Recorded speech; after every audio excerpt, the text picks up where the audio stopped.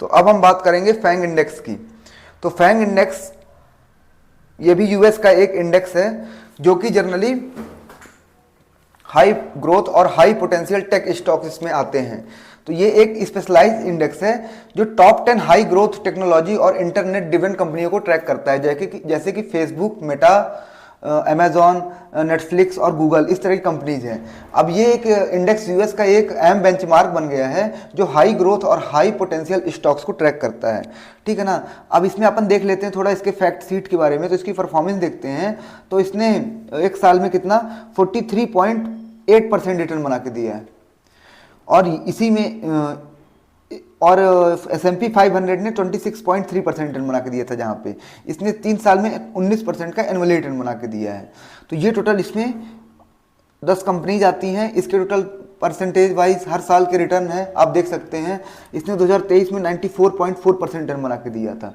अब इसके अपन सेक्टर्स की अगर बात करते हैं तो इसमें इंफॉर्मेशन टेक्नोलॉजी सबसे ज़्यादा है 60.2%, फिर कम्युनिकेशन सर्विसेज 30.2% और कंज्यूमर डिस्क्रिशनरी सर्विसेज 9.6%। और इसमें टोटल यूएस की कंपनीज आती हैं, ठीक है ना। इसमें टॉप 10 होल्डर कौन कौन है, तो एनवीडिया है, ब्रॉडकॉम है, मेटा है, एप्पल है। तो टोटल सबसे 10% की इनकी होल्डिंग है। अल्फ़ाबेट है 10% है, नेटफ्लिक्स है 9% है। तो ये टोटल ये इसमें कंपनीज आती हैं। ये आप टॉप 10 कंपनी इसकी हमने पहले ही बता दी। अलीबाबा भी इसमें आती है, बायडू भी आती है। टोटल ये कंपनीज हैं। अब अगर इसमें देखा जाए तो ये इंडेक्स इतना पॉपुलर क्यों है, क्योंकि ये इसमें टोटल टेक्नोलॉजी से जुड़ी हुई पूरी कंपनियाँ आती हैं, और टेक्नोलॉजी को रिप्रेजेंट कौन सबसे ज़्यादा अमेरिका करता है, और इसमें पिछले अच्छे खासे रिटर्न बना के दिए हैं इसमें। तो अगर एनएसई फैंग इंडेक्स के बारे में कई बार ट्रेडिशनल इंडाइसेस जैसे कि S&P 500 को इसने कई बार आउट परफॉर्म कर दिया है, जिसके कारण ये हाई रिटर्न के लिए जाना जाता है, इसलिए पॉपुलर है। अब इसमें रिस्क क्या इन्वॉल्व है, इसमें रिस्क वही इन्वॉल्वमेंट जो शेयर मार्केट में टोटल रिस्क इन्वॉल्व है। अगर कंपनियां अच्छा परफॉर्म नहीं करेंगी, या किसी कारण इकोनॉमिक स्लो डाउन आता है, या वर्ल्ड में किसी तरीका कियोस्क मचता है, तो इसमें भी शार्प डिक्लाइन आएगा। लेकिन अगर सब सही रहा तो इसमें अच्छी खासी रिकवरी देखी जा सकती है।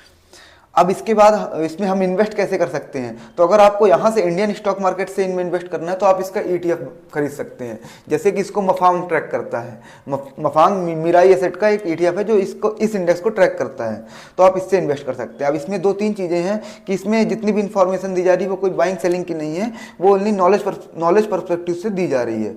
और इसमें जो भी डाटा और फोटोज का यूज किया जा रहा है वो गूगल से लिया गया है।